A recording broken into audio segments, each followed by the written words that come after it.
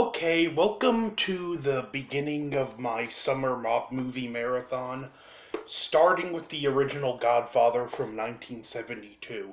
Now, I'm not going to review all three Godfathers back to back. They're going to be split up with other movies, but one of those What More Can You Say About It films, it's a masterpiece, one of the greatest films ever made, that's all true.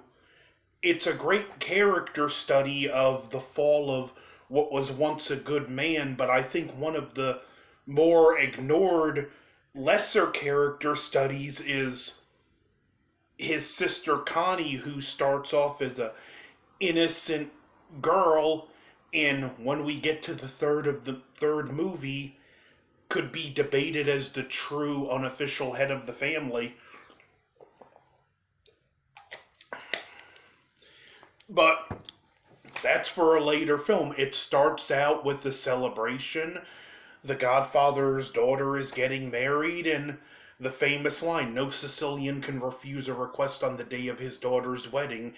He's got people going after him for favors, and we get a sense of the man that Vito Corleone is. He's obviously a dangerous and very ruthless man.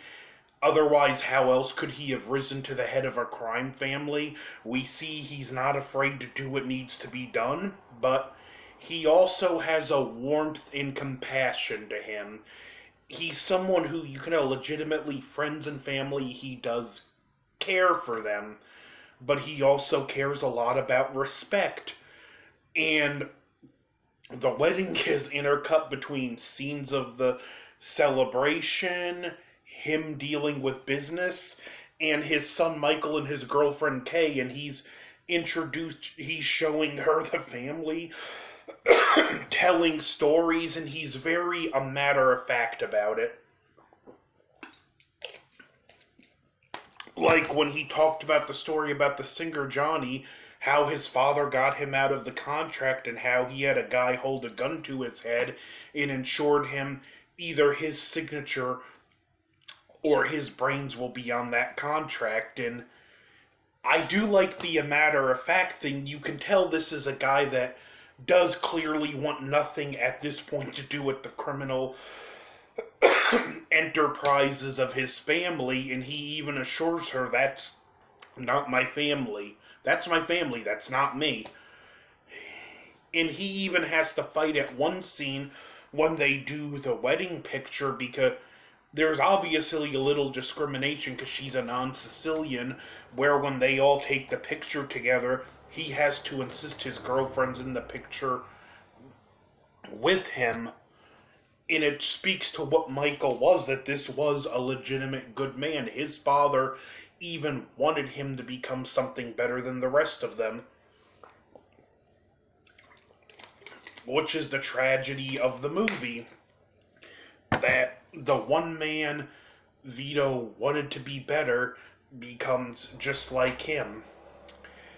And Michael, for the most part, stays out until his father gets shot, and he gets involved out of a desire to protect his dad. And there's a scene in the hospital where he's doing that, and Vito comes to, and you see tears running down his eyes, and he's heartbroken to see his son that he wanted to be something better involved in this life.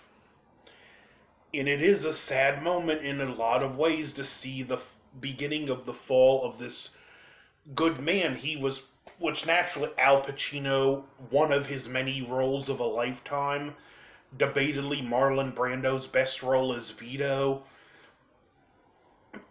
In the rest of the family, there's the weaker son Fredo, who's not a good businessman, and he more or less just has the position in the family he does to keep him protected and out of trouble.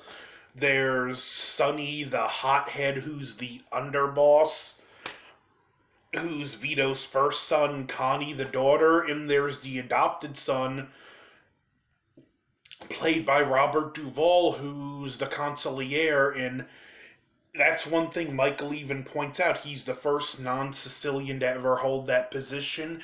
In the way the film it doesn't come right out and state it, but it's kind of you get the feeling that Vito is so respected. He's the only one that could have gotten by with not only making a non-Sicilian but giving him such an important position, to the point where when Michael takes over, he basically ousts Tom and just puts him handling the affairs in Vegas because, among other things, he tells Tom, you're not a wartime consigliere, but basically he knows that he doesn't have the authority to keep someone who really shouldn't be made in that important position. So he just sends him to Vegas with Fredo, where he knows he'll be safe,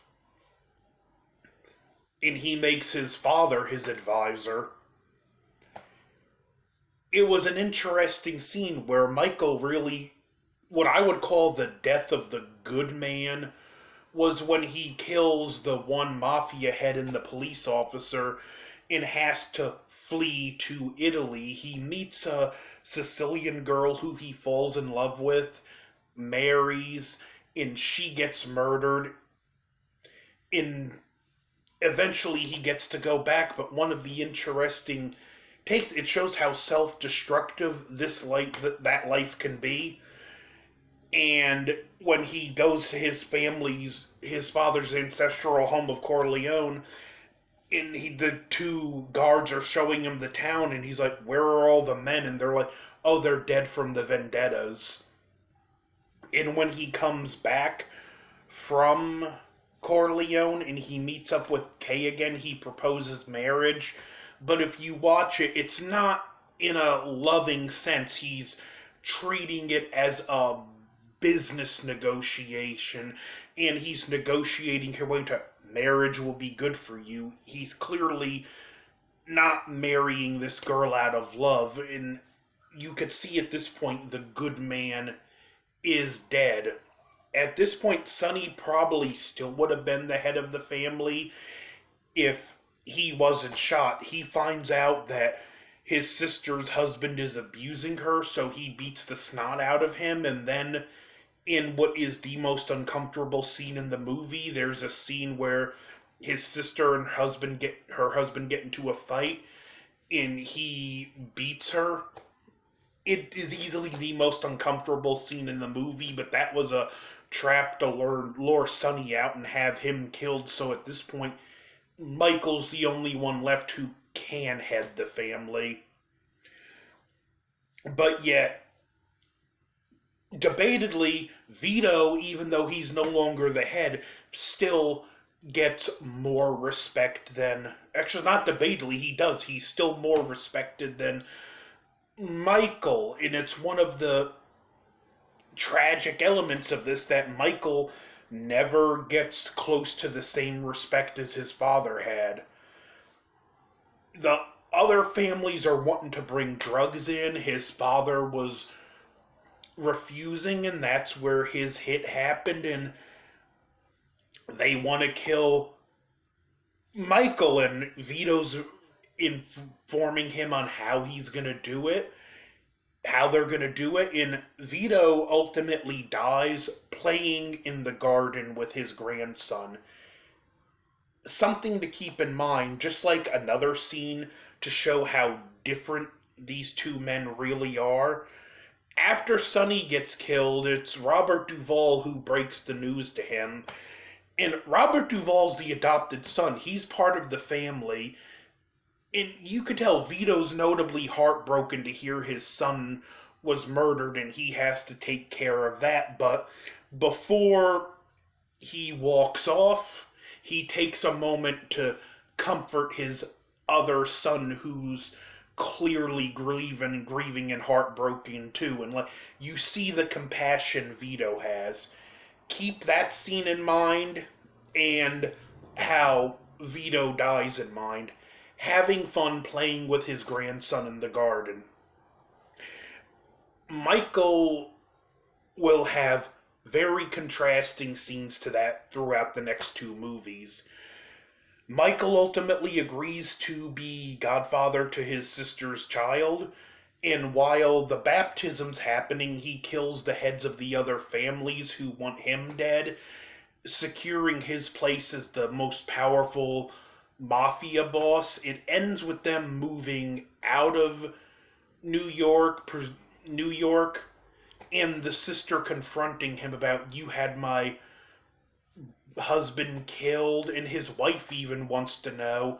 And you could tell she's heartbroken because when he agrees to answer this one question about his business, he says no, and the look on his face, she knows he's lying. And then that famous last shot with her staring through the doorway and the door being shut, and she knows she's gonna be basically shut out of his life for good. And it's complete the fall of what the tragic fall of what was once a good man into a monster, in which left is a man that to a degree is like the almost most pure distillation of all his father's attributes, where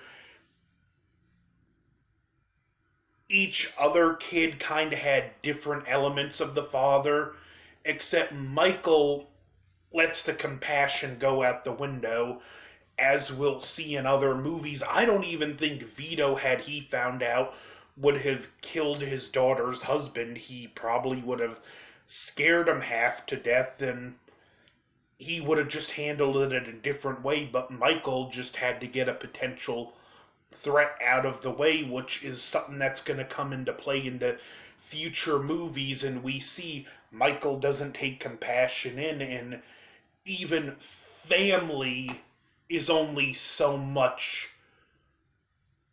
of a buffer for Michael. But The Godfather, it's a solid A plus movie. It's one of the best movies ever made. Not the most authentic mafia movie, but it's a masterpiece of a film. Not sure which movie I'm gonna do next, but like I said, I'm gonna space The Godfather out because I don't want to get Godfather fatigue, and I don't want to give it to you. So, like, share, comment, subscribe, over and out.